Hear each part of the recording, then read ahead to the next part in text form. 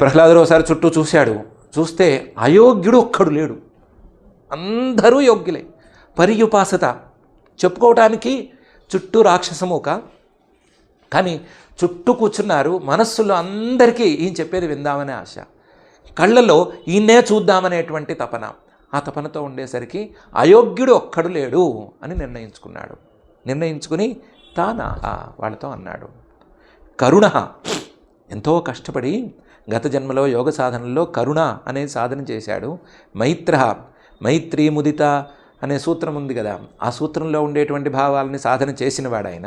ఆ మైత్రీ భావం ఒకసారి పెళ్ళుబికేసరికి ఆ మైత్ర మహాభాగవత, భగవద్భక్తులలో కల్లా చాలా గొప్పవాడైనటువంటి ప్రహ్లాదుడు వాళ్ళతో మాట్లాడడం మొదలుపెట్టాడు. చుట్టూ ఉన్న వాళ్ళని రాక్షసులు అనుకోవడానికి ఏం లేదు. అసుర, ఈయన అదే జాతికి చెందినవాడు అవ్వాలి. ఈయన అలాంటి వాడే, ఈయన అసురుడే, చుట్టూ ఉన్నవాళ్ళు రాక్షసులే. ఈయన గనక మహాభాగవతుడు మహాయోగ్యుడు అయితే చుట్టూ ఉన్నవాళ్ళు కూడా మంచి యోగ్యులే. కాబట్టి యోగ్యులకు చెప్తున్నాను అనేటువంటి భావంతోనే, వాళ్ళ మీద దయతో, కరుణతో, మైత్రీ భావంతో వాళ్ళతో చెప్పడం మొదలుపెట్టాడు.